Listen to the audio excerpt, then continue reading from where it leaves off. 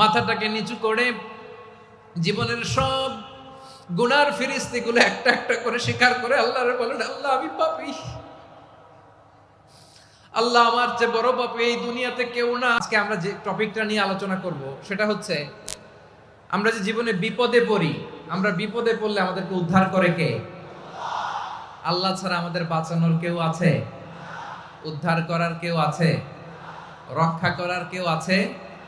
এজন্য বিপদে পড়লে আমরা চাইবো কার কাছে? আমাদের যাই দরকার হোক আমরা ফরিয়াদ করব কার কাছে? নাকি মাজারে যেয়ে চাবেন? মাজারে যেয়ে চাবেন? অনেকে তো মাজারে যেয়ে কপাল ঘষে, আছে না নাই? মাজারে যেয়ে সন্তান চায়, আছে? এই এলাকায় নাই, এই এলাকার লোকদের আকীদা খালেস আমি জানি। মাজারে যেয়ে কপাল ঘষে আর সন্তান চায়। আচ্ছা, মাজারে গেলে সন্তান পাওয়া যায়? আচ্ছা, মাজারে না গেলে যদি বাচ্চা না হতো, গরু ছাগলের যে বাচ্চা হয় ওরা কোন মাজারে মানত করে বলেন? কথা কি বুঝতেছেন? এই যে প্রতি বছর গরু ছাগল ভেড়া এগুলো যে বাচ্চা দেয়, এরা কোন মাজারে যে মানত করে? এজন্য চাইতে হবে একজনের কাছে, তিনি কে?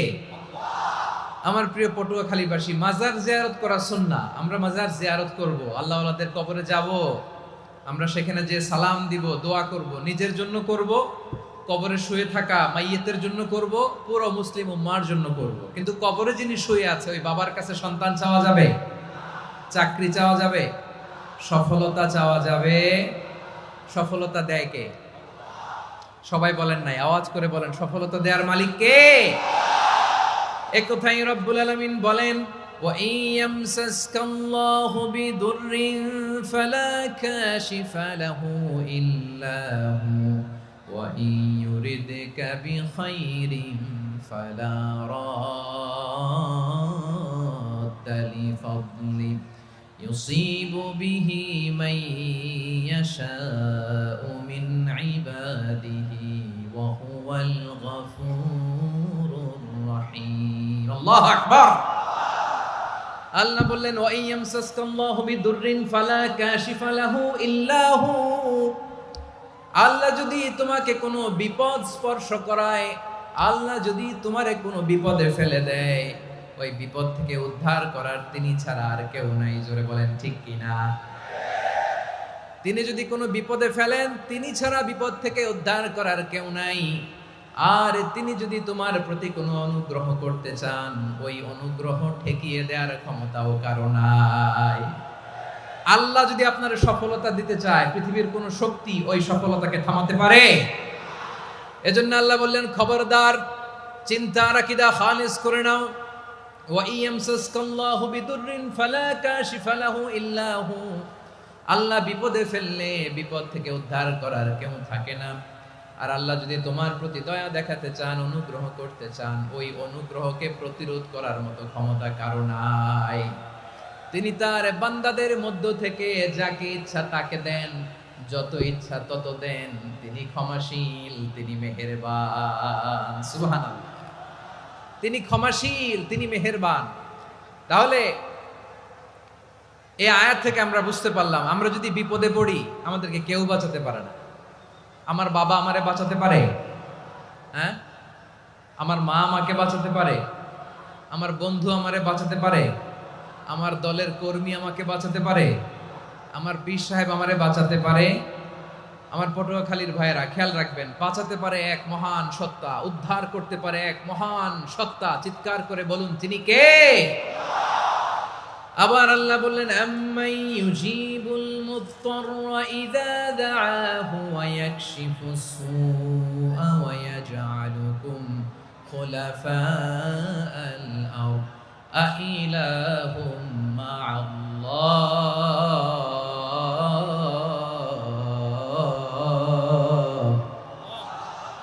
ক্বালিলাম মা তাযাক্কারুন। রব্বুল আলামিন বলেন, বিপদে পড়ে কাতর কণ্ঠে চিন্তাগ্রস্ত হয়ে যখন কেউ ফরিয়াদি হয়ে আল্লাহর ডাকে হাত তোলে, তখন এই ব্যক্তির ডাকে সাড়া দেয় কে?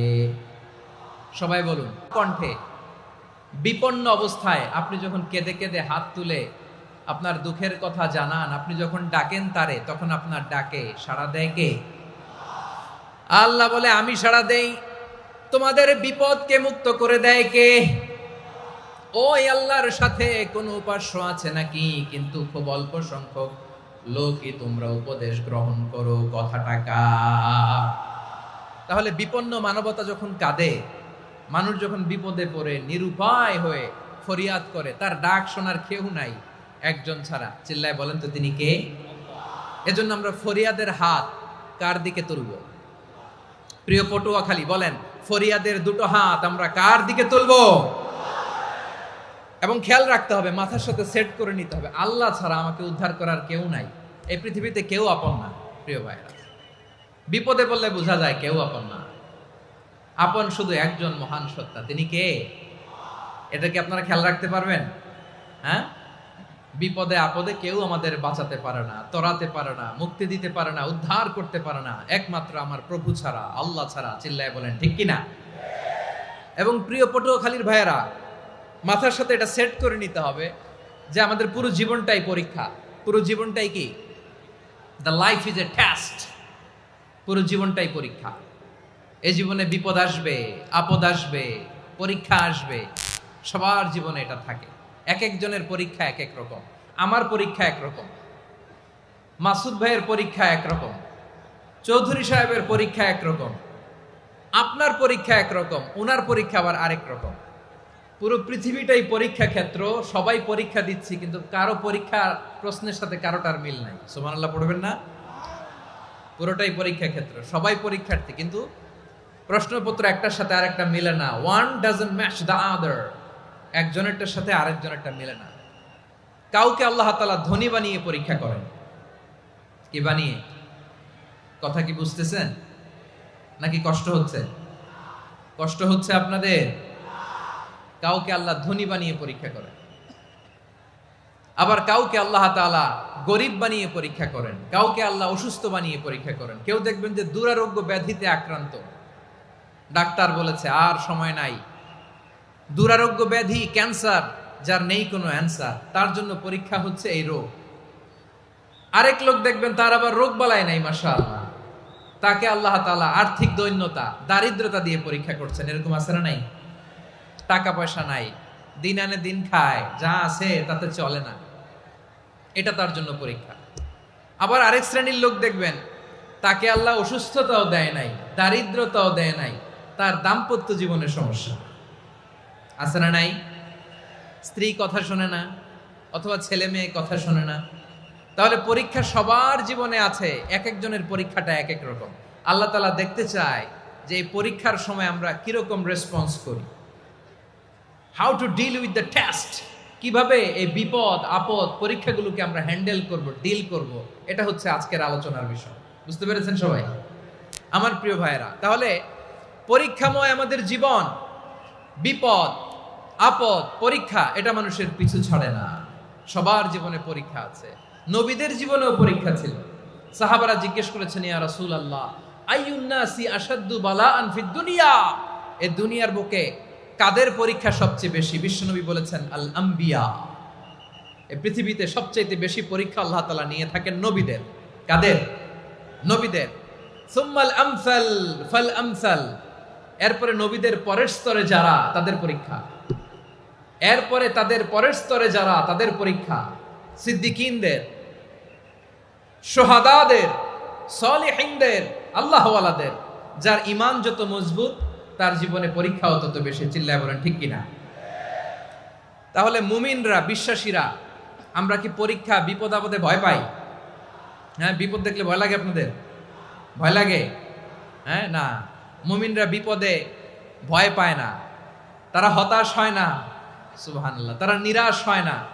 বিশ্বাসীরা হাল ছেড়ে দেয় না, তারা ভরসা রাখে একজনের উপর। চিল্লায় বলতে হবে তিনি কে?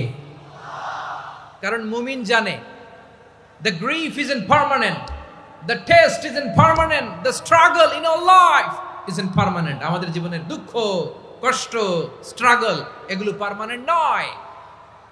After every difficulties there is an ease. সব কষ্টের পরেই একটা সুখ আছে না নাই? রব্বুল আলামিন বলেন ফাইন্না মাআল উসরি ইউসরা, ইন্না মাআল উসরি ইউসরা, ভয় পেও না, চিন্তা করো না, কষ্টের সাথেই আমি রেখে দিয়েছি স্বস্তি। সুবহানাল্লাহ বলেন। মুমিন জীবনে বিপদ যত বেশি, কষ্ট যত বেশি, তার সামনে সফলতা তার চেয়েও বেশি, ঠিক কিনা বলেন?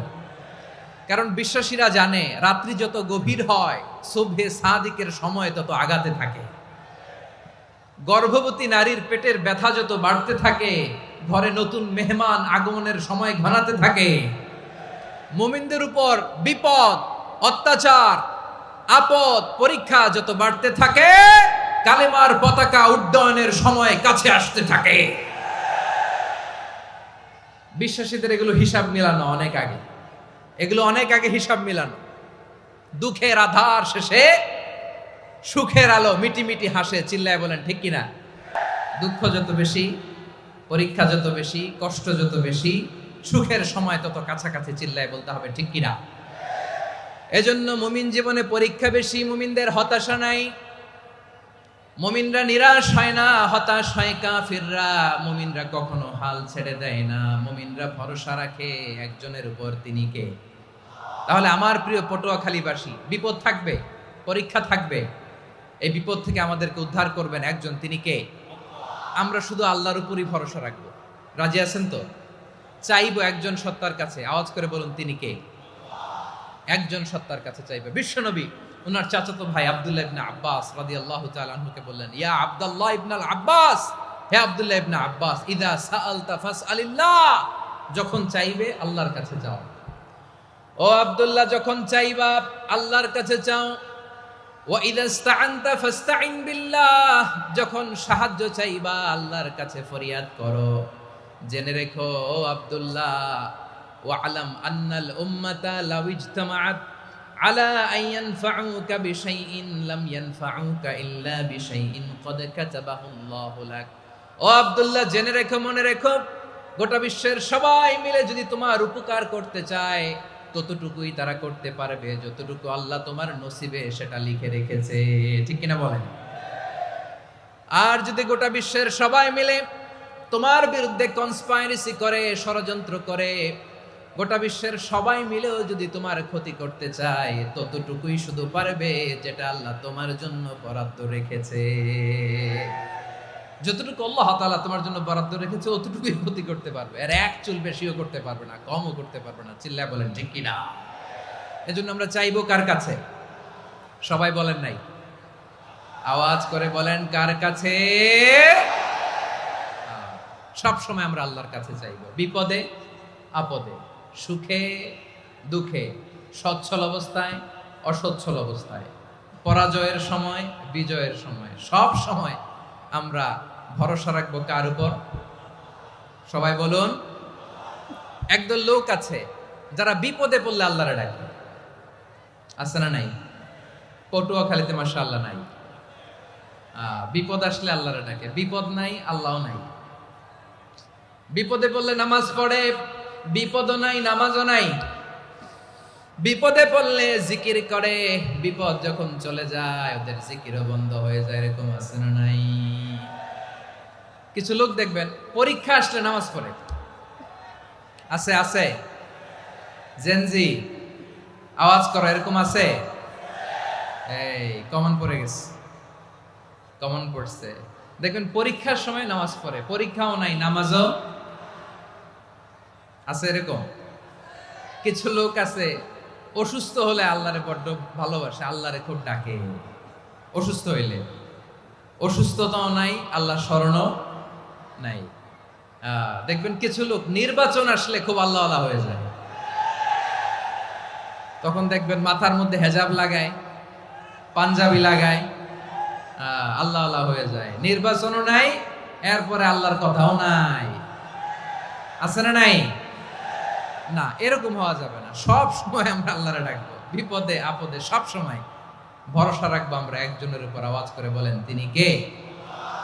এ কথায় আল্লাহ তাআলা আমাদের চোখে আঙ্গুল দিয়ে জানিয়ে দিলেন, ফাইদা রাকিবু ফিল ফুলকি দা'আউল্লাহা মুখলিসিনা লাহুদ্দিন ফালাম্মা নাজ্জাহুম ইলাল বাররি ইদা হুম ইউশরিকুন।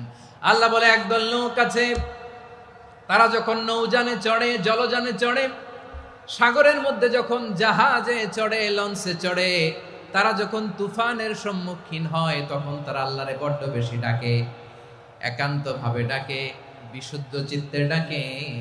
আবার তুফান থেকে তাদেরকে সেফ জোনে নিয়ে, নিরাপদ জোনে নিয়ে যখন বন্দরে আমি আল্লাহ তাদেরকে ভিড়িয়ে দেই, ওই লোকগুলো আবার আমি আল্লাহর সাথে শিরিক করে।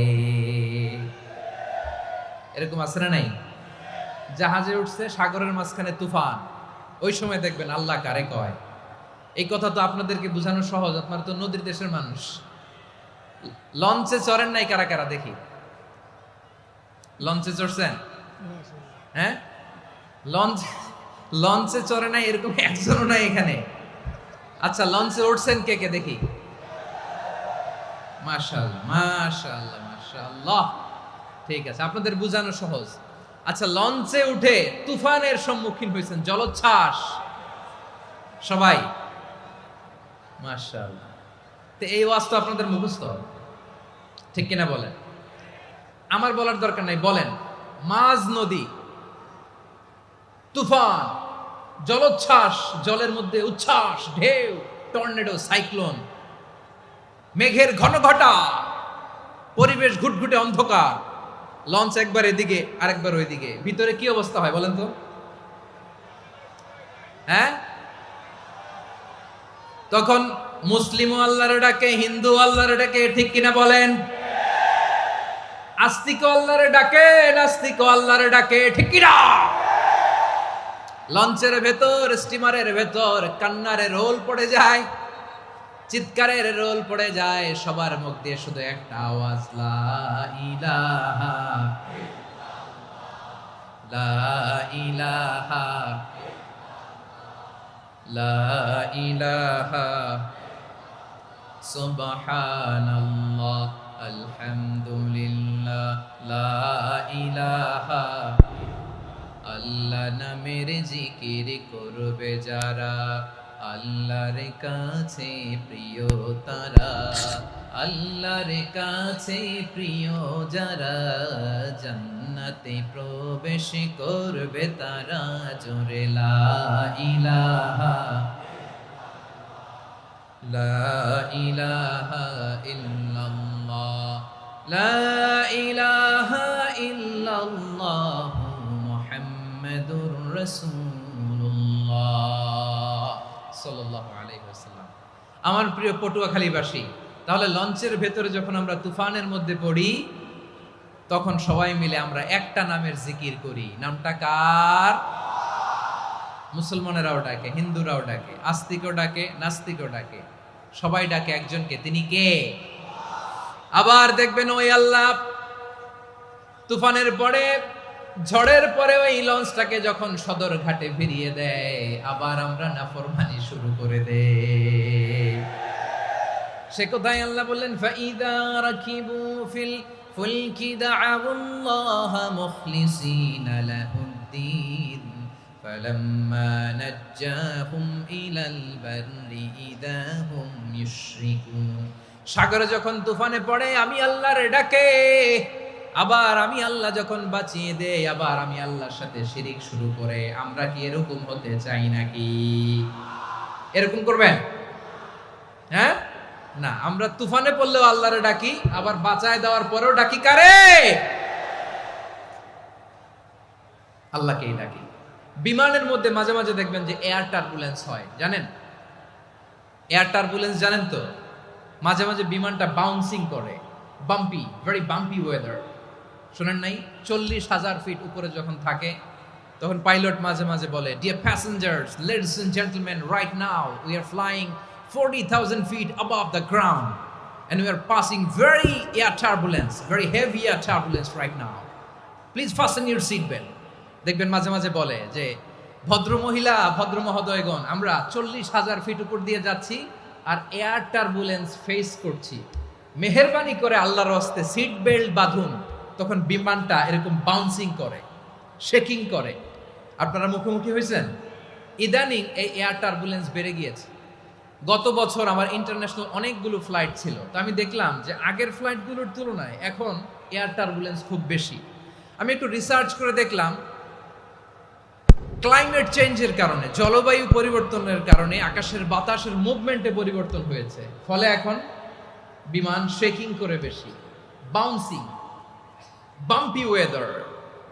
তো বলেন তো 40,000 ফিট উপরে যখন আপনি, কয় হাজার ফিট, সবাই বলুন কয় হাজার ফিট, 40,000 ফিট উপরে যখন আপনি, তখন যখন বিমানটা এরকম বাউন্সিং করে, সবাই যখন ভমিটিং করে বিমান নষ্ট করে দেয়, বমি করে, তখন বাঁচানোর কে আছে আল্লাহ ছাড়া? কেউ আছে? ওই মুহূর্তেও সবাই মিলে একজনের ডাকে আওয়াজ করে বলেন তিনি কে? মাঝে মাঝে কিছু সোশ্যাল মিডিয়ায় কিছু ভিডিও পাওয়া যায় যে হেভি যখন এয়ার টার্বুলেন্স হয়, 10 সেকেন্ড 15 সেকেন্ডের কিছু ভিডিও পাওয়া যায়, বিমানটা এরকম বাউন্সিং করছে, বাম্পি ওয়েদার, কাঁপছে, মানুষগুলো বমি করছে, অক্সিজেন মাসগুলো সব ঝুলে পড়েছে, বিমানটা শুধু কাঁপছে। তখন দেখবেন বিমানের ভেতরেও এরকম লঞ্চের মতো চিৎকার আছে না নাই? বিমানের ভেতরেও তখন চিৎকার। গত বছর হিথ্রো এয়ারপোর্ট থেকে সিঙ্গাপুর এয়ারলাইন্সের একটা ফ্লাইট, হিথ্রো টু চাঙ্গি, একটা ফ্লাইটে এমন বেশি এয়ার টার্বুলেন্সের শিকার হয়েছিল ওই এয়ারক্রাফটটা, 33 জন যাত্রী সেখানে আহত হয়েছে, একজন যাত্রী নিহত হয়েছে।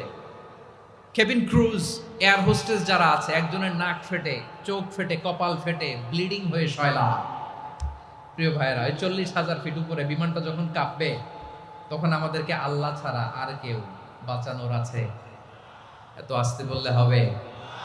ওই কঠিন মুহূর্তে আমার বাবা আমারে বাঁচাতে পারে, আমার বন্ধু আমারে বাঁচাতে পারে। এই গ্রাউন্ডে, জমিনের বুকে আমার প্রোটোকল, আমার ক্ষমতা, আমার দাম্ভিকতা, কোনো কিছু আমারে বাঁচাতে পারে একজন ছাড়া। চিল্লায় বলতে হবে তিনি কে? সে আল্লাহ বললেন, গোলাম আমি বিপদের সময় ঠিকই তোমাদের বাঁচিয়ে দেই।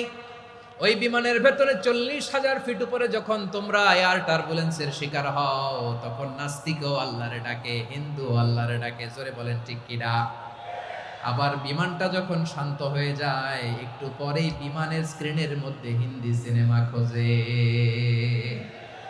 বিমানের স্ক্রিনে কিন্তু বিশাল ওখানে আফলাম ফিল্মের একেবারে বোঝাই করা। বিমানটা শান্ত হলে আবার হিন্দি সিনেমা দেখা শুরু করে। একটু আগে ডাকছিল কারে? দেখবেন বাংলাদেশে আমাদের ক্রিকেটাররা যখন অন্য কোনো দেশের সাথে খেলে, অনেক সময় এমন হয় বল বাকি একটা, রান দরকার 6টা। বল বাকি কয়টা? পটুয়াখালী বোঝে নাই বোধহয়।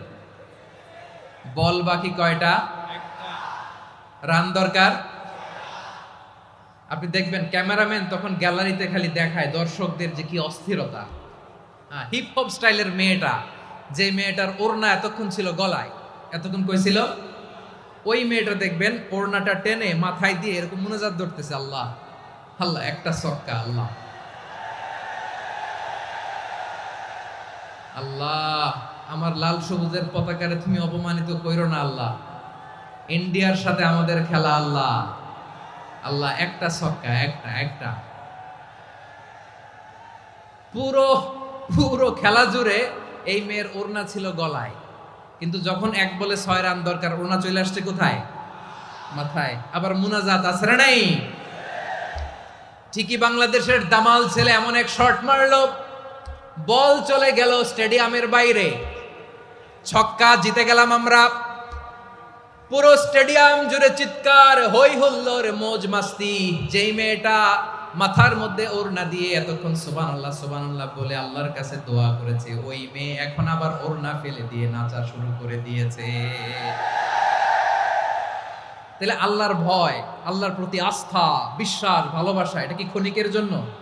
মানে আমার যখন লাগবে তখন আল্লাহরে ইউজ করবো নাকি?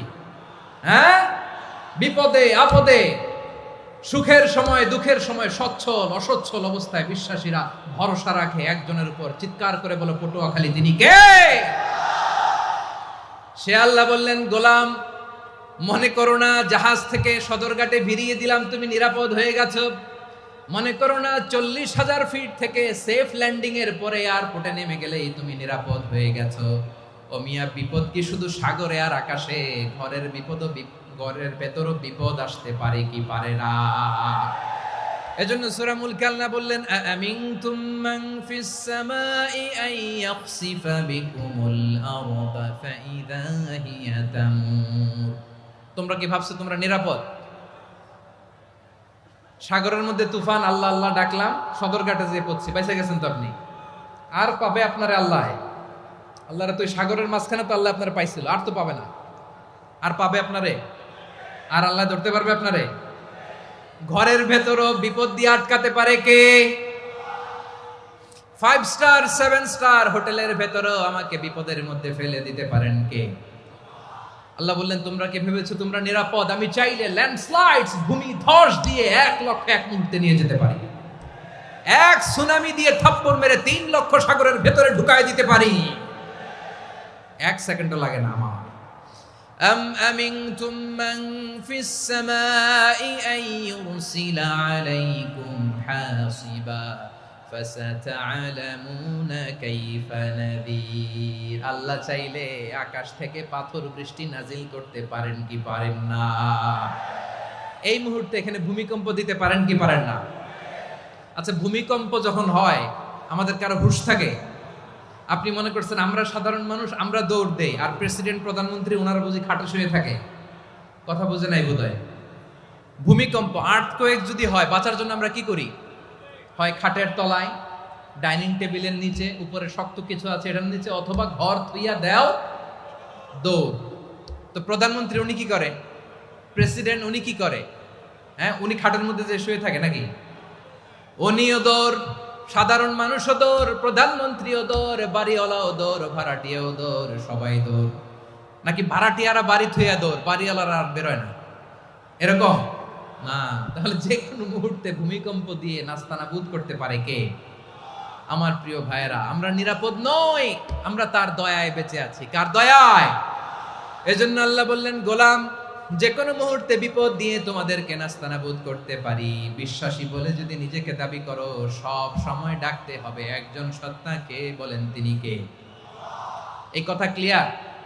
এই সবগুলো উদাহরণ শেষে সবার কাছে ক্লিয়ার হয়েছে না যে বিপদ থেকে, আপদ থেকে, পরীক্ষা থেকে, ক্যালামিটি থেকে আমাদেরকে কেউ বাঁচাতে পারে না একজন সত্তা ছাড়া। আবারও বলেন তো তিনি কে? ক্লিয়ার? হ্যাঁ, সবাই বুঝতে পারছেন?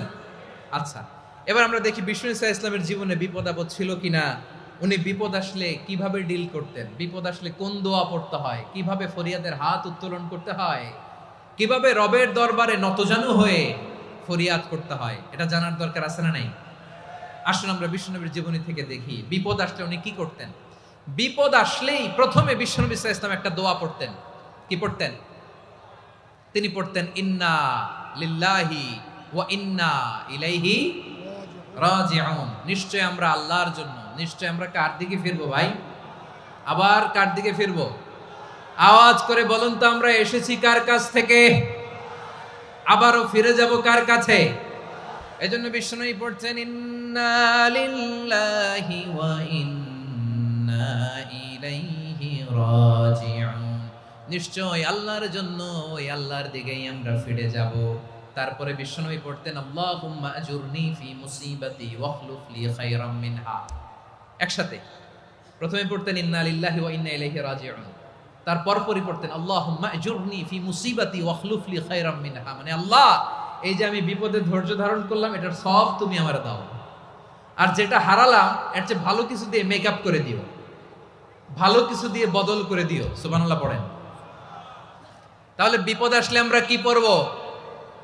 কথা বলেন। এই যে আমি শুয়েছিলাম, নাশিদ গাচ্ছিল ওরা, এদেশে পরস্পরে দেখা হলে দেয় সালাম, এদেশে আমজনতার হৃদয় জুড়ে পাকালাম, এদেশে বিপদ এলে সর্বজনে সর্বক্ষণে দোয়া পড়ে ইন্না লিল্লাহ। কি পড়ে? সুবহানাল্লাহ সুবহানাল্লাহ সুবহানাল্লাহ সুবহানাল্লাহ। এদেশে আজান শুনে সূর্য ওঠে শহর গ্রামে, এদেশে আজান শুনে সূর্য ডুবে সন্ধ্যা নামে, এদেশে সকল কাজে সবাই বলে বিসমিল্লাহ, এদেশে ভালো কিছু দেখে শুনে হাসি মুখে সবাই বলে মাশাআল্লাহ। সুবহানাল্লাহ পড়েন। তাহলে বিপদ এলে আমরা কি পড়ি? কথা বুঝলে সবাই উত্তর দিতে হবে। বিপদ এলে কি পড়ি? তাহলে বিপদ এলেই আমরা এখন থেকে ইন্না লিল্লাহ পড়বো, নাকি হাই হুতাশ করবেন? একদল আছে হাই হুতাশ করে, হায় আল্লাহ রে মোর কি হইল রে, মুই কি হরমু রে, মুই কমবে জামু রে, আছে না নাই? এরকম বিলাপ করতে নিষেধ করেছেন বিশ্বনবী। কি করব, কই যাব, কি হবে, হায় হায়, এরকম হাহুতাশ আছে না নাই? বিশ্বাসীরা হাহুতাশ করে না, তারা ইন্না লিল্লাহ পড়ে। কি পড়ে মনে থাকবে? আমরা পড়বো ইন্না লিল্লাহি ওয়া ইন্না ইলাইহি রাজিউন। নিশ্চয়ই আমরা আল্লাহর জন্য, আমরা আল্লাহর দিকেই ফিরে যাব। এরপর পড়বো আল্লাহুম্মা আজুরনি ফি মুসিবাতি ওয়াখলুফ লি খায়রাম মিনহা। আল্লাহ, আমি যে বিপদে ধৈর্য ধারণ করলাম এটার সওয়াব দিও, আর যা হারালাম তার চেয়ে ভালো কিছু দিয়ে বদল করে দিও। সুবহানাল্লাহ পড়েন। বিশ্বনবীর হাদিস শুনলেন উম্মে সালামা রাদিয়াল্লাহু তাআলা আনহা। ওনার স্বামী হলো আবু সালামা। মজার ঘটনা খেয়াল করে শুনেন আমার প্রিয় কলিজার টুকরা ভাইয়েরা। কানগুলো খরগোশের কানের মতো খাড়া করে আমার দিকে তাকান। সাইয়্যিদাতুনা উম্মে সালামা রাদিয়াল্লাহু তাআলা আনহা, ওনার স্বামীর নাম আবু সালামা। শ্রেষ্ঠ দম্পতি, শ্রেষ্ঠ ফ্যামিলি। প্রথমে হিজরত করেছিলেন হাবাসায়, পরে হিজরত করেছেন মদিনায়। উহুদ যুদ্ধের পরে ওনার স্বামী আবু সালামা ইন্তেকাল করলো, শহীদ হলো। সুবহানাল্লাহ পড়েন। যখন আবু সালামা ইন্তেকাল করলো, উম্মে সালামা রাদিয়াল্লাহু তাআলা আনহা কেঁদে কেঁদে হয়রান। আর নবীর শিখানো বাণী অনুযায়ী তিনি বারবার পড়ছিলেন ইন্না লিল্লাহ। কি পড়ছিলেন? জামু কি হরমু এগুলো বলে নাই, কি বলছে? ইন্না লিল্লাহ। যেহেতু বিশ্বনবী বলেছেন কেউ যদি বিপদের প্রথম ধাক্কায় পড়ে ইন্না লিল্লাহি ওয়া ইন্না ইলাইহি রাজিউন, আল্লাহুম্মা আজুরনি ফি মুসিবাতি ওয়াখলুফ লি খায়রাম মিনহা, তাহলে এই বিপদে যে সে যা হারালো তার চেয়ে শ্রেষ্ঠ কিছু দিয়ে আল্লাহ তার বদল দিয়ে দিবে। এই হাদিস শুনে উম্মে সালামা রাদিয়াল্লাহু তাআলা আনহা ওনার প্রাণ প্রিয় স্বামী আবু সালামার ইন্তেকালের পরে চোখের পানি ছাড়ে আর পড়ে ইন্না লিল্লাহি ওয়া ইন্না ইলাইহি রাজিউন, আল্লাহুম্মা আজুরনি ফি মুসিবাতি ওয়াখলুফ লি খায়রাম মিনহা।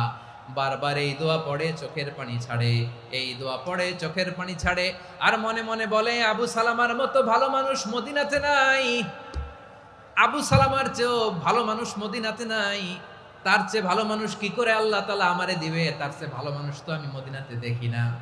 চোখের পানি দিয়ে বুক ভাসায় আর নবীর হাদিসের উপর আমল করে পড়ে ইন্না লিল্লাহি ওয়া ইন্না ইলাইহি রাজিউন, ইন্না লিল্লাহি ওয়া ইন্না ইলাইহি রাজিউন। পড়তে পড়তে চোখের পানি ছাড়ে আর চিন্তা করে বিশ্বনবী বললেন এই দোয়া পড়লে যেটা হারালাম তার চেয়ে ভালো কিছু দিয়ে আল্লাহ পুরস্কার দেয়। আবু সালামের চেয়ে ভালো মানুষ মদিনার মধ্যে আর কে হতে পারে? কি আজীব তামাশা, কি অবাক করা ঘটনা।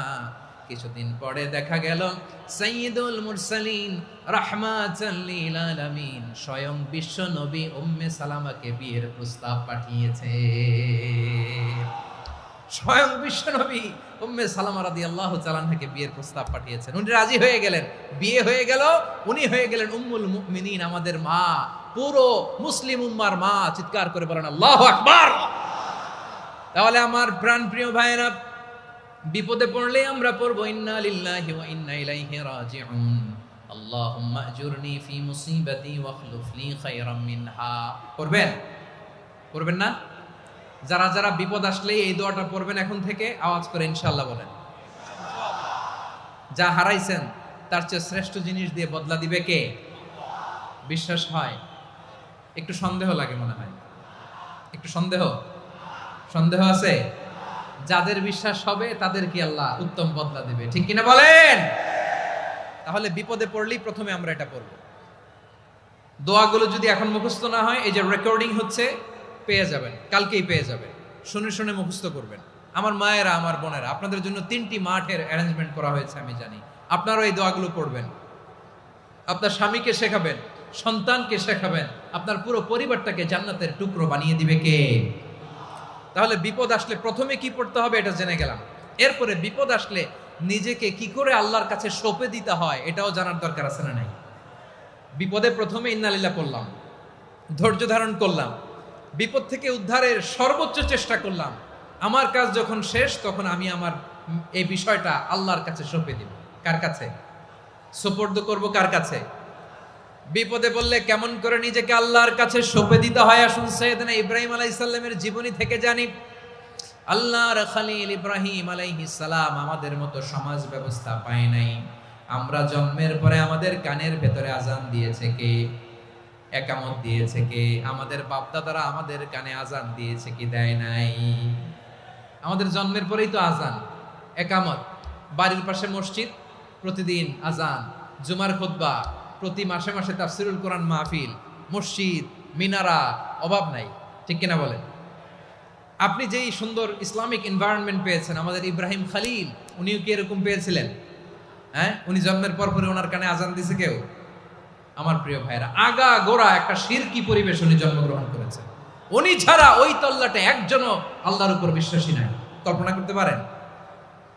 গোটা তল্লাটে, গোটা দেশে বিশ্বাসী মুমিন, আল্লাহর উপর বিশ্বাস স্থাপনকারী কয়জন? সবাই বলেন কয়জন? বাকি সব মুশরিক। বাকি সব মুশরিক নিজের সাথে নিজে শক্ত বোঝাপড়া করে, অ্যানালজি করে, সেলফ কনভারসেশন করে উনি মহা সত্যের সন্ধান পেয়েছে। উনি আকাশের তারা দেখে ভাবে মনে হয় এটাই আমার খোদা, পরে দেখে তারা নাই, মনে মনে বলে না তাইলে এটা না। আবার চাঁদ দেখে বলে চাঁদটা বড় মায়া লাগে, মনে হয় এটাই আমার রব, পরে দেখে চাঁদও নাই, কয় না এটা না। এরপরে দ্বীপ প্রহরের জলজলে সূর্যটা খাঁ খাঁ করে গোটা পৃথিবীটারে রৌদ্র দিয়ে তাতিয়ে রাখে। তিনি ভাবলেন মনে হয় এটাই আমার রব, কারণ এটাই তো সবচেয়ে বড়। কিন্তু বিকেল বেলা ওই সূর্যটাও যখন চলে যায়, সাইয়েদনা ইব্রাহিম বলে না এটাও তো নাই, আমার খোদা যদি আমারে ছেড়ে চলে যায়, বিপদে পড়লে আমারে উদ্ধার করবে কে? এভাবে নিজের সাথে অ্যানালজি, সেলফ কনভারসেশন করতে করতে করতে তিনি মহা সত্যের সন্ধান পেয়েছেন। সুবহানাল্লাহ পড়েন। সব শেষে তিনি ডিসিশন নিয়ে ঘোষণা দিলেন, ইন্নী ওয়াজ্জাহাতু ওয়াজহিয়া লিল্লাযী ফাতারাস সামাওয়াতি ওয়াল আরদা হানিফান ওয়া মা আনা মিনাল মুশরিকিন। নিশ্চয় আমি এমন সত্তার দিকে মনোনিবেশ করলাম, মুখাপেক্ষী হলাম, যিনি আকাশ বানিয়েছেন, জমিন বানিয়েছেন, আমি মুশরিক নই। সুবহানাল্লাহ। পারতেন? আপনি পারতেন? কেউ নাই, লক্ষ লক্ষ মুশরিক, আপনি একা। ওনার মতো এরকম বিচক্ষণতা দিয়ে আল্লাহরে খুঁজে পাইতে পারতেন আপনি? কি নবী ছিল, আল্লাহকে খুঁজে পেয়েছে। যখন আল্লাহর ইবাদত শুরু করলো, এই কথা ছড়ায় পড়লো চারদিকে। নমরুদ সাইয়েদনা ইব্রাহিমকে ডেকে পাঠালেন। নমরুদ বলে, ইব্রাহিম তুমি নাকি মূর্তির পূজা না করে কোন নতুন রবের ইবাদত করো, কে তোমার রব? সাইয়েদনা ইব্রাহিম বললেন, রব্বি আল্লাযী ইউহয়ী ওয়া ইউমীত, আমি এমন রবের ইবাদত করি যিনি জীবন দেন, যিনি মৃত্যু দেন। নমরুদ বলে, তাই নাকি?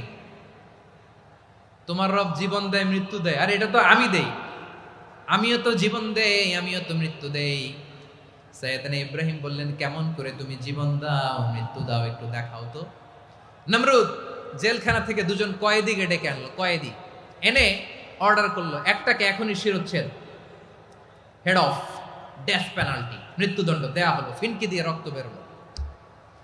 নমরুদ বলে, দেখো দুজনকে ধরে আনলাম, একজন কয়েদিকে দিলাম ডেথ পেনাল্টি, মৃত্যুদণ্ড, ওরে মৃত্যু দিলাম। আরেকজন যে দাঁড়িয়ে আছে, চাইলে ওরেও আমি মৃত্যুদণ্ড দিতে পারি, কিন্তু না, ওরে আমি দিব না, ওরে আমি বাঁচাইয়া দিলাম, ছেড়ে দিলাম, মানে জীবন দিলাম। দেখো ইব্রাহিম, তোমার চোখের সামনে একজনরে মৃত্যু দিলাম, আর একজনরে জীবন দিলাম। আপাত দৃষ্টিতে তাই তো, একজনরে তো জীবন দিল, আরেকজনরে মৃত্যু দিল। সাইয়েদনা ইব্রাহিম এবার বিপাকে পড়ে গেলেন। কিন্তু এক একজন নবীকে আল্লাহ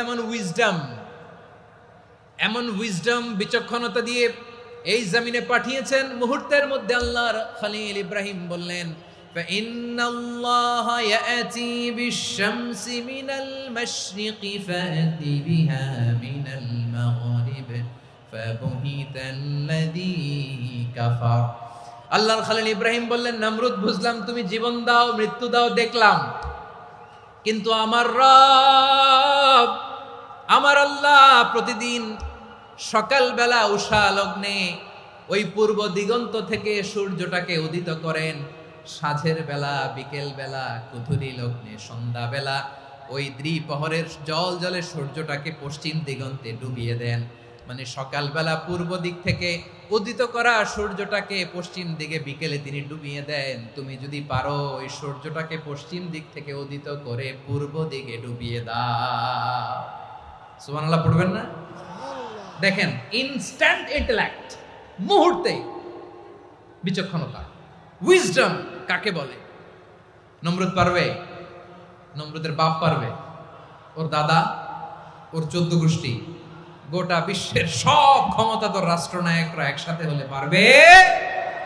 ফাবুহিতাল্লাযী কাফার, পারে নাই, ব্যর্থ হয়েছে। এবার তেলে বেগুনে জ্বলে উঠেছে, রেগে মেগে আগুন বলে ফালকুহু ফিল জাহিম। ওর সাথে তর্ক নাই, না পেরে এবার এটারে আগুনে ফেলা। বিশাল বিশাল গাছ কেটে লাকড়ি এনে আগুনের কুণ্ডলি বানানো হলো, দাউ দাউ দাউ দাউ করে আগুন জ্বলে। আল্লাহর খলিল ইব্রাহিমকে আগুনে নিক্ষেপ করা হবে। আল্লাহর খলিল সাইয়েদনা ইব্রাহিমের হাতের মধ্যে রশি দিয়ে টাইট করে বাঁধা হলো, পায়ের মধ্যেও টাইট করে রশি দিয়ে বাঁধা হলো। আল্লাহর খলিল ইব্রাহিমকে আগুনের কুণ্ডলির মধ্যে ফেলা হবে। অমিয়া, আপনি যে বিপদের কারণে ভয় পান, হতাশ হন, এটা কোনো বিপদ ওনার বিপদের সামনে? পটুয়াখালী আওয়াজ করে বলুন, সাইয়েদনা খলিল ইব্রাহিমের বিপদের সামনে আমাদের বিপদগুলো কোনো বিপদ? এটা কোনো বিপদই না, এটা কোনো বিপদই না। হাত পা বেঁধে টাইট করে নিক্ষেপ করা হবে, সিম্পলি ফেলা যাবে না, কারণ দাউ দাউ করে দ্য ব্লেজিং ফায়ার, এমন আগুনের কুণ্ডলি, কাছে যাওয়া যায় না, আগুনের উত্তাপে নিক্ষেপ করা হবে। হাতে রশি বেঁধে, পায়ে রশি বেঁধে আল্লাহর খলিল ইব্রাহিম আলাইহিস সালামকে আগুনের মধ্যে নিক্ষেপ করা হবে। আহা, এটার বলে অগ্নি পরীক্ষা। উনি অগ্নি পরীক্ষার সম্মুখীন হয়েছিলেন। এজন্য কঠিন পরীক্ষাকে আমরা অগ্নি পরীক্ষার সাথে তুলনা করি, ঠিক কিনা? সাইয়েদনা জিবরাইল এসে বললেন, ও আল্লাহর খলিল, ওরা তো আপনার হাতও বেঁধে ফেললো, পাও বেঁধে ফেললো, নড়াচড়ার সুযোগ নাই, বলেন আমি জিবরিল ফেরেশতা আপনার জন্য কি করতে পারি? আল্লাহর খলিল ইব্রাহিম বলেন, ও জিবরাইল, তোমার কাছে আমার কোনো চাওয়া পাওয়া নাই। সুবহানাল্লাহ বলেন। তোমার কাছে বলার কিছু নাই, তোমার সাহায্যের আমার দরকার নাই। সাইয়েদনা ইব্রাহিম আলাইহিস সালামকে হাতে পায়ে রশি বেঁধে, হাত পা বাঁধা অবস্থায় জ্বলন্ত অগ্নিকুণ্ডে যখন নমরুদের দলবল নিক্ষেপ করবে, আল্লাহর খলিল কিভাবে নিজেকে আল্লাহর কাছে সঁপে দিয়েছেন, পটুয়াখালীর ভাইরা খেয়াল করে শুনুন। হাত পা বেঁধে আল্লাহর খলিলকে যখন নিক্ষেপ করা হবে, তিনি মুখ ফুটে বলে ফেললেন, হাসবুনাল্লাহু ওয়া নি'মাল ওয়াকিল। হাসবুনাল্লাহু ওয়া নি'মাল ওয়াকিল, আমার জন্য আল্লাহই যথেষ্ট, আমার জন্য আল্লাহই যথেষ্ট। তিনি আমার সবচেয়ে বড় গার্ডিয়ান, তিনি আমার সবচেয়ে বড় অভিভাবক।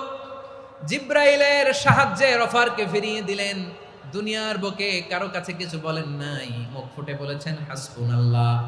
ও আমার পটুয়াখালীর প্রাণের ভাইয়েরা, খেয়াল রাখবেন, কোন বান্দা তার হাতে থাকা সব চেষ্টাটুকুন করার পরে মুখ ফসকে মুখ দিয়ে যখন বলে ফেলে হাসবুনাল্লাহ, বান্দা যখন হাসবুনাল্লাহ বলে ফেলে, ওই ব্যাপারটা ডিল করার দায়িত্ব স্বয়ং আল্লাহ আরশের উপর থেকে নিয়ে নেয়। আপনি যখন বলে ফেলবেন হাসবুনাল্লাহ, এটা ডিলিং করবে কে তখন? চিল্লায় বলেন না, তিনি কে? বান্দা তার সাধ্যের সবটুকু চেষ্টার পরে নতজানু হয়ে যখন বলবে হাসবুনাল্লাহ, আল্লাহ তুমি আমার জন্য যথেষ্ট, নি'মাল ওয়াকিল, তুমি আমার শ্রেষ্ঠ অভিভাবক, তখন তার কি দরকার না দরকার এটা ডিল করে স্বয়ং আল্লাহ। নিক্ষেপ করা হলো সাইয়েদনা ইব্রাহিমকে অগ্নিকুণ্ডলিতে। হাজার হাজার মানুষের দৃশ্য দেখার জন্য জড়ো হয়েছে এরকম বিশাল ময়দানে। কিন্তু কি অবাক করা ঘটনা, সবাই ভয় পাচ্ছিল, না জানে কি হয়ে যায়। আল্লাহর খলিলকে যখন আগুনের কুণ্ডলিতে নিক্ষেপ করা হয়, আল্লাহর খলিল ইব্রাহিম আগুনের কুণ্ডলীর মধ্যে বসে বসে মানুষগুলোর দিকে তাকিয়ে হাসতে শুরু করে দেয়। কারণ আকাশ থেকে রব্বুল আলামিন স্পেশাল ভার্ডিক্ট নাজিল করেছেন, স্পেশাল হুকুম জারি করেছেন, কুলনা ইয়া নারু কুনি বারদান ওয়া সালামান আলা ইব্রাহিম। ও আগুন, খবরদার, সৃষ্টি শুরু থেকে তোকে একটা ধর্ম আমি বাতলে দিয়েছিলাম। তোর ধর্ম, আগুনের ধর্ম হলো যা পাবে জ্বালিয়ে সারখার করবে।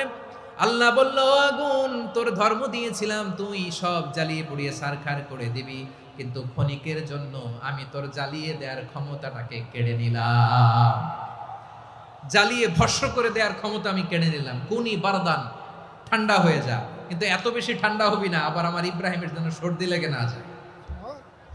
সুবহানাল্লাহ, এত আসতে বললে হবে? কুনি বারদান, বার্দ মানে বরফ, ঠান্ডা, ঠান্ডা হ, কিন্তু এত ঠান্ডা হবি না যাতে আমার ইব্রাহিমের কষ্ট হয়। আগুন বলে, আল্লাহ একবার বললাম ঠান্ডা হ, আবার বলো এত ঠান্ডা হবি না যাতে খালিলের সর্দি না লাগে। কেমন ঠান্ডা হব, কেমন এনভায়রনমেন্ট তৈরি করে দেব বলো? আল্লাহ বললেন, সালামান আলা ইব্রাহিম, আমার খলিল, আমার কলিজা, আমার ইব্রাহিমের জন্য তুই জান্নাতের গুল বাগিচা হয়ে যা। ও ভাই, নবী মুসার মতো ঈমান হলে রাস্তা হবে সাগর জলে, নবী ইউসুফের মতো ঈমান হলে একে একে দরজা খোলে। নবী ইব্রাহিমের মতো ঈমান যদি আজও থাকে বিদ্যমান, অগ্নিকুণ্ডে দেখতে পাবে খুবসুরতে ফুল ভাগা। কুলনা ইয়া নারু কুনি বারদান ওয়া সালামান আলা ইব্রাহিম। বান্দা যখন মুখ দিয়ে বলে হাসবুনাল্লাহ, আমার আল্লাহ আমার জন্য যথেষ্ট, এই বলে যখন নিজেকে সঁপে দেয়, তার কি লাগবে ওই দায়িত্ব স্বয়ং নিয়ে নেয় কে? সবাই বলেন, স্বয়ং নিয়ে নেয় কে? তাহলে আমার প্রিয় ভাইরা, বিপদের শুরুতেই আমরা বলবো ইন্না লিল্লাহ। শুরুতে কি বলবো? এরপরে যেই বাক্যটা পড়ে নিজের পরিস্থিতিকে আল্লাহর দরবারে সঁপে দিব, সেটা হচ্ছে হাসবুনাল্লাহ। সেটা কি? বিষ্ণু বলেন, লা ইয়াজালু লিসানুকা রাতাবান মিন যিকরিল্লাহ, সব সময় আল্লাহর স্মরণ দিয়ে, জিকির দিয়ে জিহ্বাটারে সিক্ত রাখো। আর শয়তানু জাসিমুন আলা কলবি ইবনে আদম, শয়তান বনি আদমের কলবে খামচি মেরে বসে থাকে। ফাইদা যাকারাল্লাহ খালাসা, মানুষ যখন আল্লাহর স্মরণ করে জিকির করে, শয়তান দৌড়ে পালায়। ওয়া ইদা গাফালা ওয়াসওয়াসা, যখনই বনি আদম গাফেল হয় তখনই শয়তান তার হৃদয়ে ওয়াসওয়াসা দেয়। এজন্য বিপদে পড়লে ইন্না লিল্লাহ, নিজের সব টুকুন করার পরে, নিজের রোল প্লে করার পরে নিজেকে আমরা কি বলে সঁপে দিব? সবাই বলেন, সবাই বলতে হবে, আরো জোরে বলে, মনে থাকবে? বিপদে পড়লে প্রথমে ইন্না লিল্লাহ, এরপরে নিজেকে যখন সঁপে দিব তখন হাসবুনাল্লাহ। এরপরে কঠিন বিপদ যদি যখন বিশ্বনবী পড়তেন তখন কি করতেন? এমন বিপদ মাঝে মাঝে হয় না, দেয়ালে পিঠ থেকে যায়, চোখে মুখে অন্ধকার, কি করব দিশা খুঁজে পাই না, এরকম হয় কখনো? হ্যাঁ, আপনাদের হয়? হয় না? তো জান্নাতে আছেন আপনারা। হয় হয় এরকম হয়েছে না যে দেয়ালে পিঠ থেকে গেছে, চোখে মুখে অন্ধকার, কই যাব, কি করব, বাঁচানোর কেউ না, এরকম হয়েছে কখনো আপনাদের? যদি হয় তাইলে এটার সলিউশন বলবো, না হইলে তো এগুলো বলে লাভ নাই। হয় হয় হয় বিশ্বনবী এরকম কঠিন বিপদে পড়েছেন জীবনের কিছু কিছু মুহূর্তে। ওই মুহূর্তে বিশ্বনবী স্পেশাল দুইটা দোয়া পড়তেন, এই দোয়াগুলো আপনাদেরকে জানিয়ে দেয়। বিশ্বনবী বলেন, কঠিনতম বিপদে যখন পড়বা, দেয়ালে পিঠ থেকে যায়, চোখে মুখে অন্ধকার, বাঁচার কোনো উপায় নাই, তখন পড়বা লা ইলাহা ইল্লা আনতা সুবহানাকা ইন্নী কুনতু মিনাজ জালিমিন। আল্লাহ, তুমি ছাড়া কোনো ইলাহ নাই, তুমি পবিত্র, নিশ্চয় আমি জালিমদের অন্তর্ভুক্ত। সুবহানাল্লাহ বলেন। এই দোয়া সাইয়েদনা ইউনূস আলাইহিস সালাম পড়েছিলেন যখন মাছের পেটে ছিলেন। কিসের পেটে? এবং অনেক মুফাসসিরিন একরাম বলেছেন, অনেক আহলুল ইলমরা বলেছেন, এটা হচ্ছে ইসমে আজম। ইসমে আজম এমন দোয়া যেটা দিয়ে দোয়া করলে আল্লাহ দোয়া কবুল করে, কিন্তু এটা কোনটা, এটা নিয়ে ইখতিলাফ আছে। কোন কোন আহলুল ইলম বলেন এই লা ইলাহা ইল্লা আনতা সুবহানাকা ইন্নী কুনতু মিনাজ জালিমিন, এটা হচ্ছে ইসমে আজম। সাইয়েদনা ইউনূস আলাইহিস সালাম পড়েছেন, আপনারা পড়েননি? তুফান হইলে পড়েন না? আমাদের এলাকায় তো এটা খুব, এটার উপর ব্যাপক আমল আছে। পটুয়াখালীতে কি অবস্থা বলেন? পড়েন পড়েন পড়েন পড়েন। একটা গল্প শুনেছিলাম, পাক হানাদার বাহিনী যখন বাংলাদেশে অ্যাটাক করত, ৭১ সালের ঘটনা বলতেছে, আমরা তো দেখি নাই, শুনছি আর কি। ৭১ যদি দেখতাম এতদিনে রাজাকার হয়ে যেতাম। আল্লাহ আমাদেরকে বাঁচাই দিছে, আল্লাহর মেহেরবানি, ঠিক কিনা বলেন? মন মতো হইলে মুক্তিযোদ্ধা, মন মতো না হইলে রাজাকার।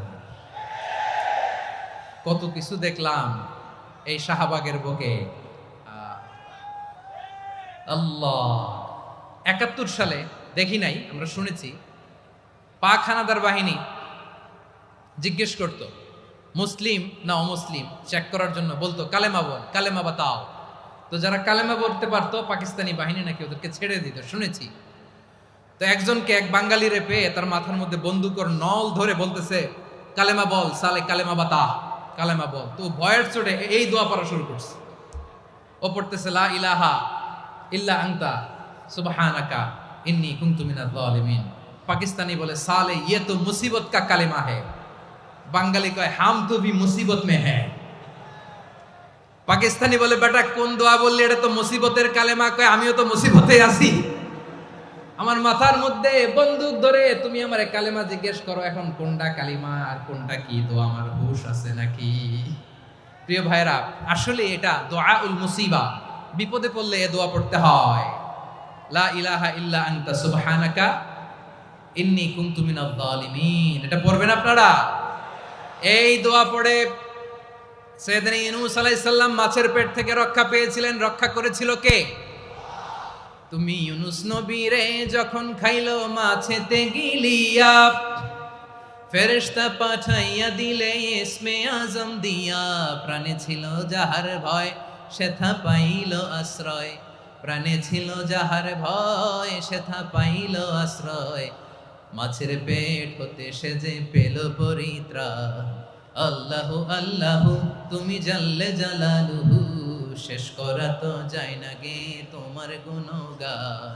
আল্লাহু আল্লাহু, সুবহানাল্লাহ পড়েন। লা ইলাহা ইল্লা আনতা সুবহানাকা ইন্নী কুনতু মিনাজ জালিমিন। বিশ্বনবী বললেন দেয়ালে পিঠ থেকে গেলে, চোখে মুখে অন্ধকার, বাঁচার কোনো উপায় নাই, তখন এই দোয়াটা পড়তে হবে। এই দোয়া পড়ে আল্লাহর কাছে ফরিয়াদ করলে বিপদ মুক্ত করবেন কে? কেন এই দোয়াটা আল্লাহর কাছে বড্ড প্রিয় জানেন আমার ভাইয়েরা? কারণ এই দোয়ার মধ্যে 3টা জিনিস আছে। আমি যেরকম আঙ্গুল উঁচু করেছি এরকম করেন তো। 3টা। কয়টা? 3টা। 1 নম্বরে হচ্ছে তাওহীদ, 2 নম্বরে তাসবিহ, 3 নম্বরে তাকরীর। আই রিপিট, আবারও বলছি, 1 নম্বরে তাওহীদ, 2 নম্বরে তাসবিহ, 3 নম্বরে তাকরীর। এ দোয়াটা আল্লাহর কাছে এত পছন্দনীয় কারণ এ দোয়ার প্রথম অংশে আছে তাওহীদ, আল্লাহর একত্ববাদের ঘোষণা। লা ইলাহা ইল্লা আনতা, ও আল্লাহ আপনি ছাড়া কোনো ইলাহ নাই, উপাস্য নাই। এই কথা বললে আল্লাহ বড্ড খুশি হয়ে যায়, সুবহানাল্লাহ পড়েন। এ দোয়ার দ্বিতীয় অংশে আছে তাসবিহ, মানে আল্লাহর প্রশংসা, প্রশংসা সূচক বাণী। সুবহানাক সুবহানাক সুবহানাক, ও আল্লাহ আমি আপনার পবিত্রতা ঘোষণা করছি, সুবহানাক। একথা শুনলেও আল্লাহ খুশি হয়ে যায়, সুবহানাল্লাহ পড়েন। এই দোয়ার তৃতীয় অংশে আছে তাকরীর। তাকরীর মানে পাপের স্বীকৃতি। তাকরীর মানে কি? তাকরীর মানে পাপের স্বীকৃতি। এই দোয়ার তৃতীয় অংশে আছে ইন্নী কুনতু মিনাল জালিমিন, ও আল্লাহ আমি জালিমদের অন্তর্ভুক্ত। আল্লাহ আল্লাহ আমি জালেম, আল্লাহ আমি ভুল করেছি, অন্যায় করেছি, আল্লাহ আমি জালেমদের অন্তর্ভুক্ত। এই পাপের স্বীকৃতি, অ্যাকনোলেজমেন্ট আল্লাহ বড্ড পছন্দ করে। যখন আল্লাহর কাছে আপনি ছোট হবেন, ছোট হতে হতে যত ছোট হবেন, ওই দৃশ্যটা দেখতে আল্লাহ বড্ড পছন্দ করে, সুবহানাল্লাহ বলেন। 3 নম্বর অংশ ইন্নী কুনতু মিনাজ জালিমিন, আল্লাহ আমি জালেমদের অন্তর্ভুক্ত। সাইয়েদনা আদম আলাইহিস সালাম ভুল করে যখন নিষিদ্ধ গাছের ফুল খেয়ে ফেললেন, ফল খেয়ে ফেললেন, আল্লাহ বললেন আদম ক্ষমা পেতে চাইলে তুমি আর হাওয়া মিলে স্বীকৃতি দাও, পাপের স্বীকৃতি আর পড়ো রব্বানা যালামনা আনফুসানা ওয়া ইল্লাম তাগফির লানা ওয়া তারহামনা লানাকুনান্না মিনাল খাসিরিন। ও আল্লাহ আমি আদম আর হাওয়া যালামনা আনফুসানা, আমরা আমাদের নফসের উপর বড্ড জুলুম করেছি। আল্লাহ ওয়া ইল্লাম তাগফির লানা ওয়া তারহামনা, আপনি যদি ক্ষমা না করেন, আপনি যদি দয়া পরবশ না হন, আপনি যদি রহম না করেন, আমরা তো ক্ষতিগ্রস্তদের মধ্যে শামিল হয়ে যাব। এই দোয়া করার সাথে সাথে সাইয়েদনা আদম আর হাওয়া আলাইহিস সালামকে ক্ষমা করে দিলেন কে? তাহলে এই দোয়ার 3 নম্বর অংশ তাকরীর, এটা আল্লাহ বড্ড পছন্দ করে। আমার কলিজার টুকরা ভাইয়েরা, গুনাহ করে শিকার যেতে হবে, এটা আল্লাহ ভালোবাসেন। সাইয়েদনা আবু বকর রাদিয়াল্লাহু তাআলা আনহু বিষ্ণু ইসা ইসলামকে বললেন, ইয়া রাসূলুল্লাহ আল্লিমনি দুআআন আদউ বিহি ফি সলাতি। নবী হে, আপনি আমার এমন একটা স্পেশাল দোয়া শিখায়া দেন যে দোয়াটা আমি নামাজে পড়ব। নবী বললেন, তাহলে তুমি পড়ো, আল্লাহুম্মা ইন্নী যালামতু নাফসি যুলমান কাসীরান ওয়া লা ইয়াগফিরুয যুনুবা ইল্লা আনতা ফাগফিরলি মাগফিরাতাম মিন ইনদিকা ওয়ারহামনি ইন্নাকা আনতাল গফুরুর রহিম। সুবহানাল্লাহ। সালাম ফিরানোর আগে পড়েন, কথা কয় না, পড়েন পড়েন। ও আবু বকর, নামাজে যদি দোয়া করতে মনে চায় এই দোয়াটা পড়বা, আল্লাহুম্মা ইন্নী যালামতু নাফসি, আল্লাহ জুলুম করেছি আমার নফসের উপর, যুলমান কাসীরা, অনেক জুলুম, ওয়া লা ইয়াগফিরুয যুনুবা ইল্লা আনতা, আপনি ছাড়া এই জুনুব, এই পাপ ক্ষমা করার দ্বিতীয় কোনো রব নাই। আছে? আল্লাহ ছাড়া আমাদের গুনাহ আর কে কে ক্ষমা করতে পারে বলেন তো? কে পারে? কে? এজন্য আল্লাহরে বলবেন, আল্লাহ আমি ছাড়া তোমার গোলামের অভাব নাই, ও আমার রব আমি ছাড়া এই জমিনের বুকে তোমার গোলামের অভাব নাই, কিন্তু তুমি ছাড়া তো আমার দ্বিতীয় কোনো রব নাই। পারবেন বলতে? পারবেন? চোখের পানি ছেড়ে আল্লাহরে বলবেন, আল্লাহ তুমি আমার রব, তুমি আমার সব। কি বলবেন? আল্লাহ আমারে রব। সবাই বলুন, আল্লাহ আমারে রব, দমে দমে তনু মনে তারি অনুভব, আল্লাহ আমারে রব। আল্লাহরে বলেন, আল্লাহ তুমি আমার রব, তুমি আমার সব। আল্লাহ আমি ছাড়া এই জমিনে তোমার গোলামের অভাব নাই, তুমি ছাড়া আমার দ্বিতীয় কোনো রব নাই। এ কথা বলে চোখের পানি ছেড়ে আল্লাহরে স্বীকৃতি দেন, আল্লাহ আমি পাপী, আল্লাহ জামিনে আমার চেয়ে বড় পাপী আর কেউ নাই। ওযু করে সিজদায় লুটিয়ে পড়ে চোখের পানি ছেড়ে আল্লাহরে পাপের স্বীকৃতি দেন, আল্লাহ এমন কোন জুলুম নাই, গুনাহ নাই আমি করি নাই, সগীরা কবিরা, জেনে না জেনে, ইচ্ছায় অনিচ্ছায়, শিরকি বেদাতি সব গুনাহ করেছি।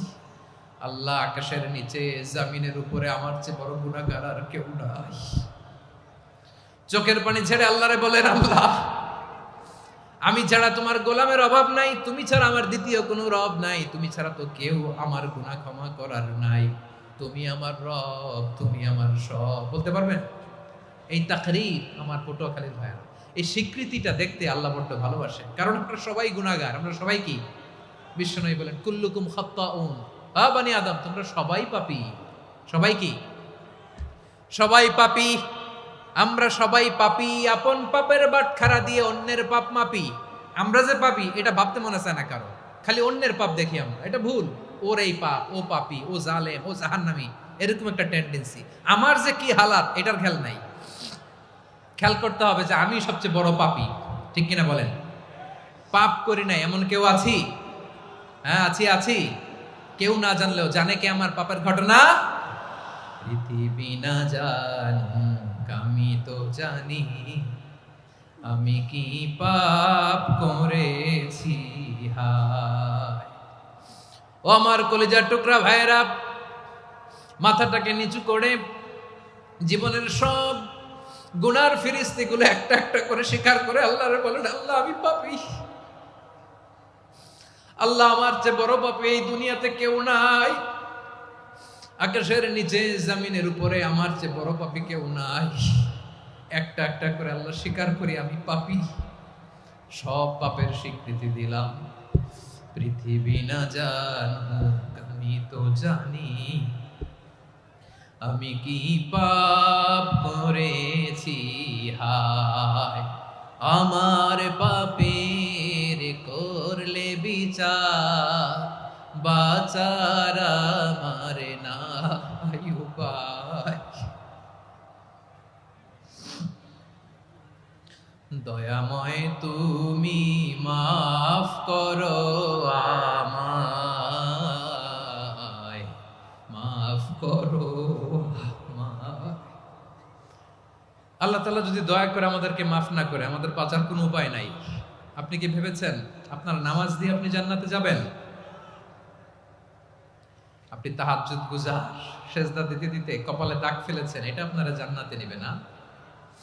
আপনি এলাকার সবচেয়ে বড় হাতেম তাই দানশীল, এই দানের ভরসায় বসে আছেন, কশিন কালো না।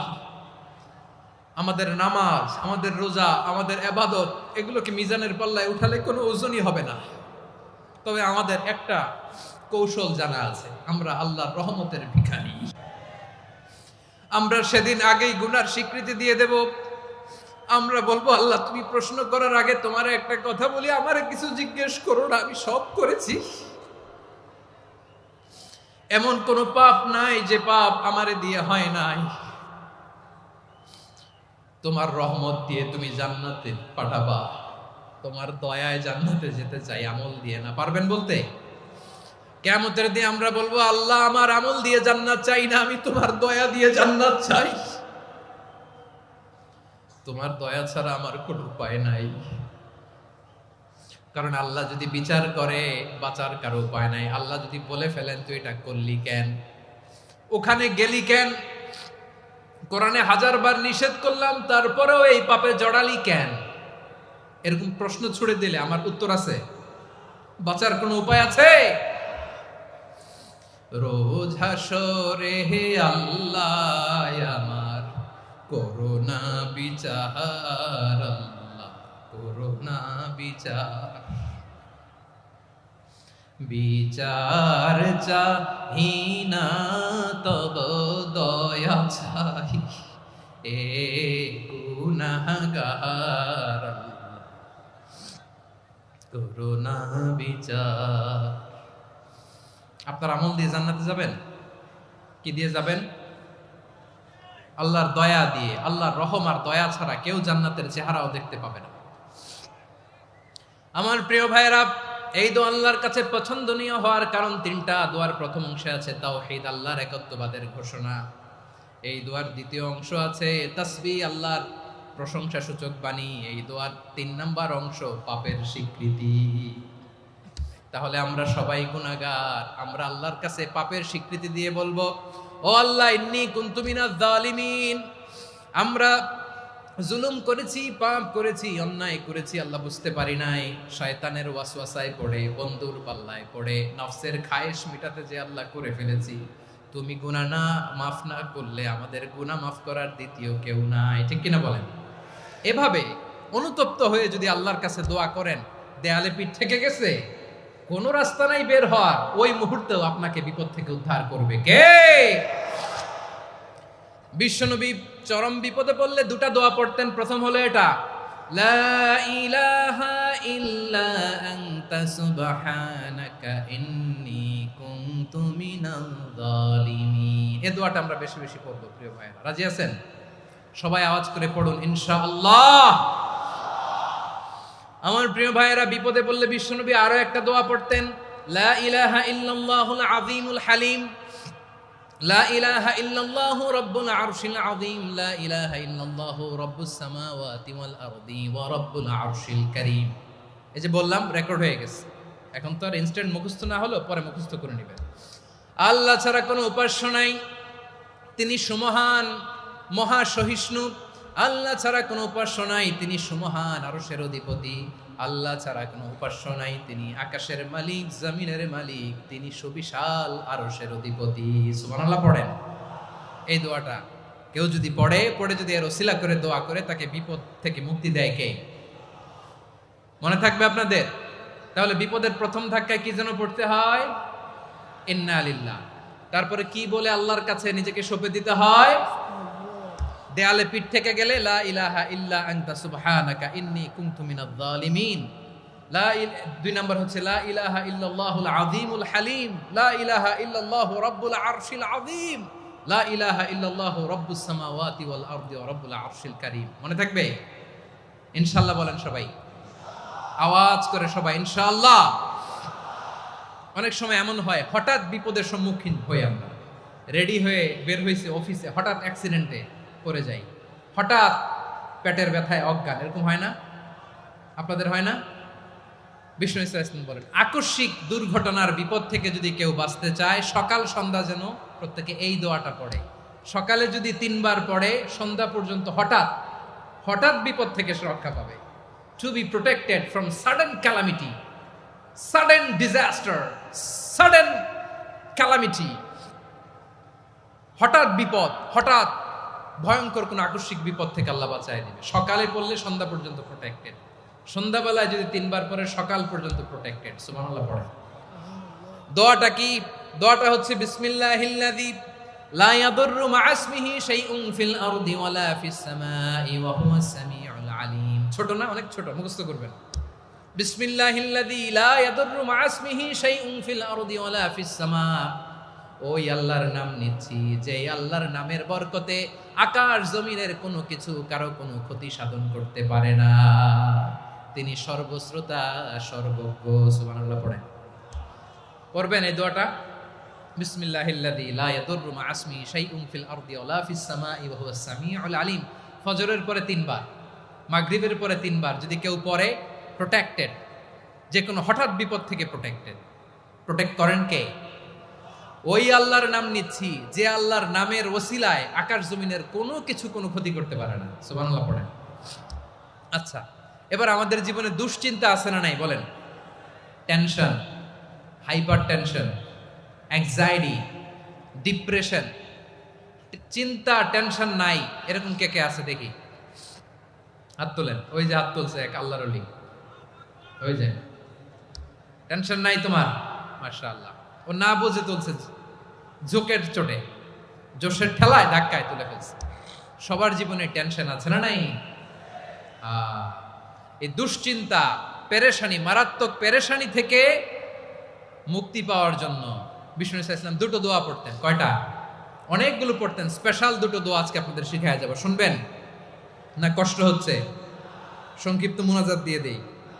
ওরে আল্লাহ, আমি তো 9:30 ক্রস করে ফেলছি মাসুদ ভাই, খেয়াল করে নেই। আরো কয়েক মিনিট? ঠিক আছে, ঠিক আছে। পেরেশানিতে পড়লে, টেনশনে পড়লে এই দোয়াটা, প্রিয় ভাইরা, বিষ্ণু ইসলাম যখন খুব বিপদে পড়তেন, দুশ্চিন্তা ওনাকে ঘিরে ধরতো, উনি পড়তেন ইয়া হাইয়ু ইয়া কাইয়ুম বিরহমাতিকা আস্তাগীথ, ইয়া হাইয়ু ইয়া কাইয়ুম বিরহমাতিকা আস্তাগীথ, ইয়া হাইয়ু ইয়া কাইয়ুম, হে শাশ্বত অবিনশ্বর, হে চিরঞ্জীব, বিরহমাতিকা আস্তাগীথ, তোমার রহমতের উসিলায় তোমার কাছে ফরিয়াদ করি। এটা পড়তেন। আবার আরেক বর্ণনায় এসেছে ইয়া হাইয়ু ইয়া কাইয়ুম বিরহমাতিকা আস্তাগীথ আসলিহ লি শা'নি কুল্লাহু ওয়ালা তাকিলনি ইলা নাফসি তারফাতা আইন। আসলিহ লি শা'নি কুল্লাহ, আল্লাহ আমার সবকিছু আপনি সেটেল করে দেন। আমাদের সব ঝামেলা সেটেল করে দিতে পারে কে? আমরা তো সেটেলমেন্টের জন্য এসপি সাহেবের কাছে যাই, ডিসি সাহেবের কাছে যাই, অমুক ভাইয়ের কাছে যাই, তমুক ভাইয়ের কাছে যাই। এই দোয়া পড়লে আরশের উপর থেকে আপনার ম্যাটার সেটেল করে দিবে কে? তাহলে পড়বেন ইয়া হাইয়ু, হে চিরঞ্জীব। হাইয়ু মানে চিরঞ্জীব, যিনি চিরকাল বেঁচে থাকবেন, মরবেন না। আল্লাহ মরবেন? তার কোনো লয় আছে? ক্ষয় আছে? সূরা রহমানে আল্লাহ বললেন কুল্লু মান আলাইহা ফানি ওয়া ইয়াবকা ওয়াজহু রাব্বিকা যুল জালালি ওয়াল ইকরাম ফাবিআইয়ি আলাই রাব্বিকুমা তুকাযযিবান। জমিনে যা আছে সব ফান, ভ্যানিশ হয়ে যাবে, নিশ্চিহ্ন হয়ে যাবে, শেষ হয়ে যাবে, সব বিলুপ্ত হয়ে যাবে একজন ছাড়া। জোরে বলেন তিনি কে? ইয়া হাইয়ু। আমার সাথে আওয়াজ করে পড়েন ইয়া হাইয়ু ইয়া কাইয়ুম ইয়া হাইয়ু ইয়া কাইয়ুম বিরহমাতিকা আস্তাগীথ আসলিহ লি শা'নি কুল্লা ওয়ালা তাকিলনি ইলা নাফসি তারফাতা আইন। এভাবে দোয়া করলে আপনাকে বিপদ মুক্ত করবে কে? এই দোয়াটা কেন পছন্দ আল্লাহর কাছে?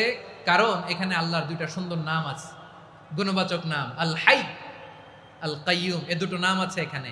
আবার এই 2টা আয়াতুল কুরসির অংশ। আয়াতুল কুরসির শুরু তো এটা আছে না নাই? হ্যাঁ, আছে না নাই? 3 নাম্বার কারণ এটা ইসমে আজম। কোন দোয়াটা ইসমে আজম? যে দোয়া ওসিলায় দোয়া করলে আল্লাহ দোয়া ফেরায় না। অনেকগুলো মত আছে, সবচেয়ে ভ্যালিড মত হচ্ছে এটা, ইয়া হাইয়ু ইয়া কাইয়ুম।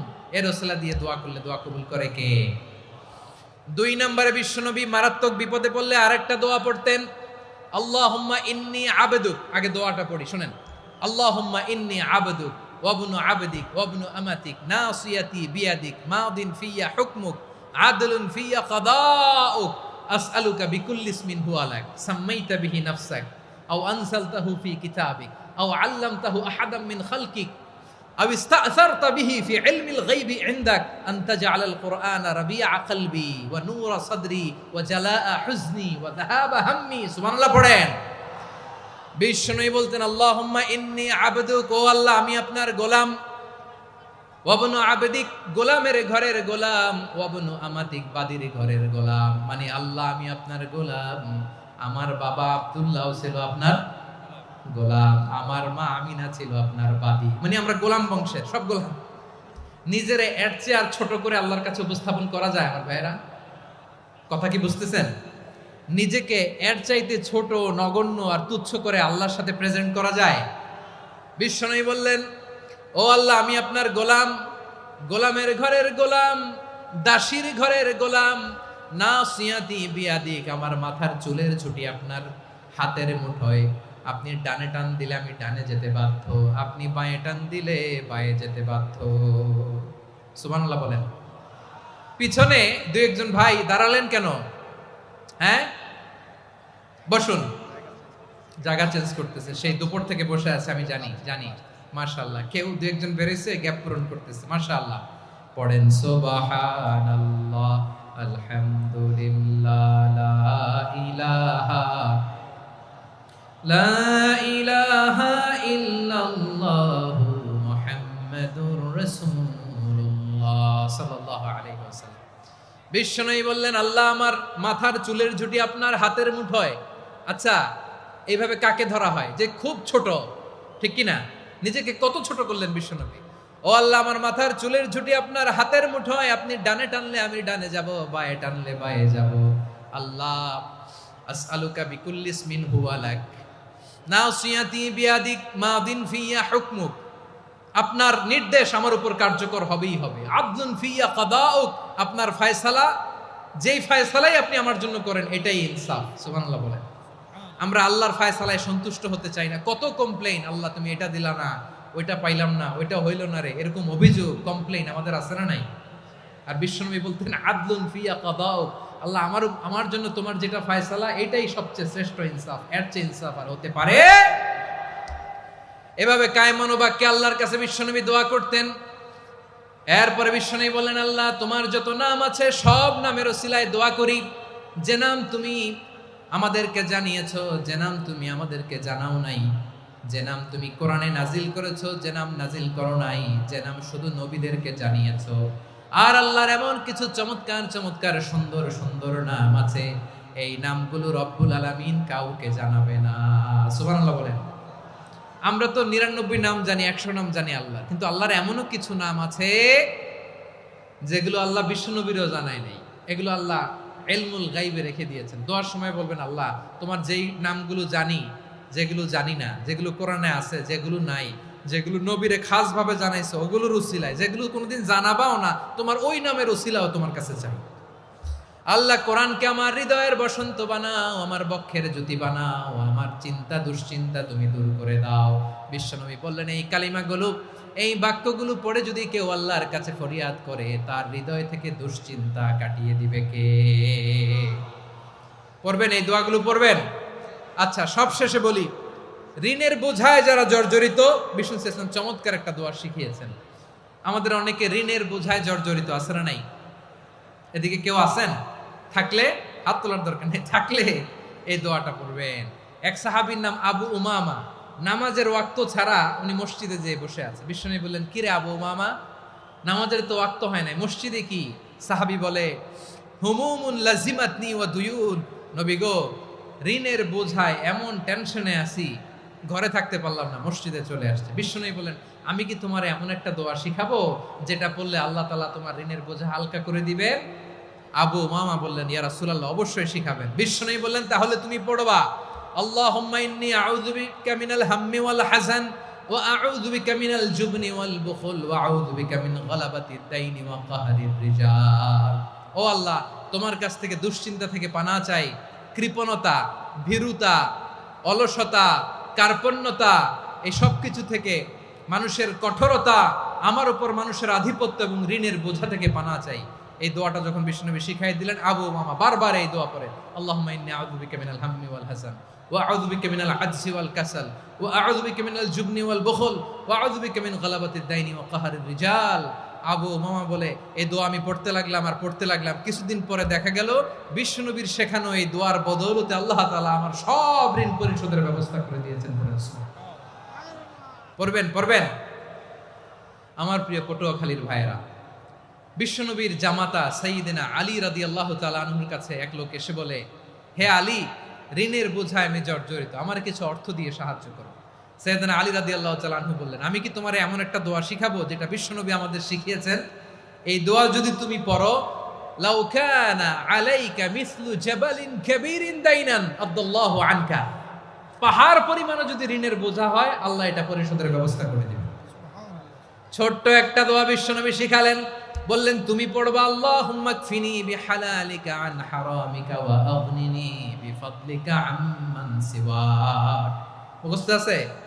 হ্যাঁ আছে।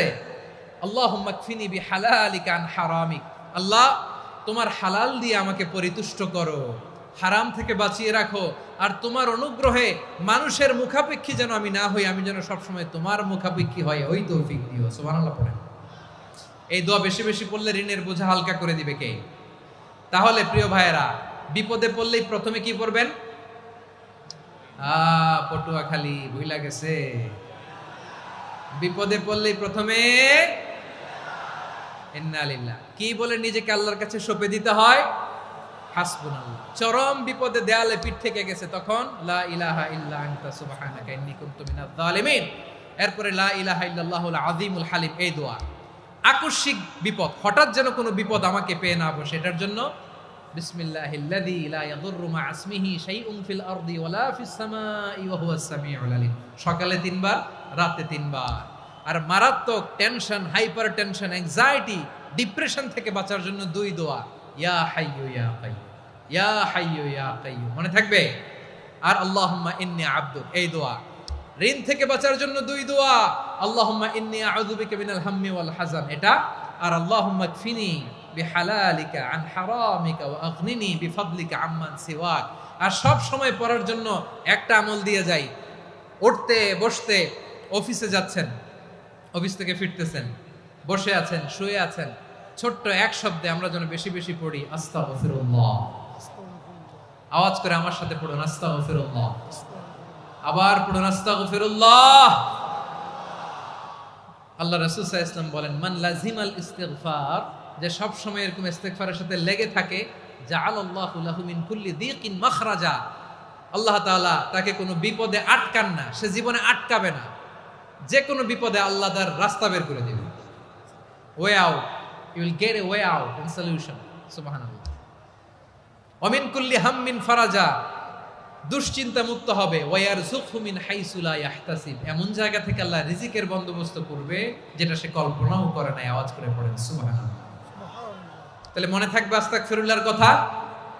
সব শেষ কথা বলবো, সব শেষ আমার প্রিয় ভাইয়েরা। এটা গেল নিজের বিপদ। কিসের বিপদ? নিজে যদি বিপদে পড়েন। অন্যের বিপদ যদি দেখেন, এটার জন্য একটা দোয়া আছে। অনেক সময় আমরা দেখি হাসপাতালে ক্যান্সারের 3rd স্টেজে চলে গেছে, লোকটা হ্যাংলা হয়ে, চিকন হয়ে, হায়রে কি কষ্ট পায়, দেখি না? বিষ্ণু বলে, একটা দোয়া যদি কেউ অন্যের কোনো বিপদ দেখে পড়ে, ওই বিপদ তার জীবনে কখনো আসবে না। শুনবেন? শোনার আগ্রহ আছে? অনেক সময় হয় যে আমরা মহাসড়ক দিয়ে যখন চড়ি, দুর্ঘটনায়, আইরে আল্লাহ, দুর্ঘটনায় মানুষের মাথা একদিকে, দেহ আরেকদিকে, ব্লিডিং, এরকম হয় না? আল্লাহ তুমি হেফাজত করো। বিশ্বনবী বলেন, এই দুর্ঘটনা দেখে কেউ যদি এই দোয়াটা পড়ে, তার জীবনে সে কোনোদিন এরকম অ্যাক্সিডেন্টের সম্মুখীন হবে না। শুনবেন?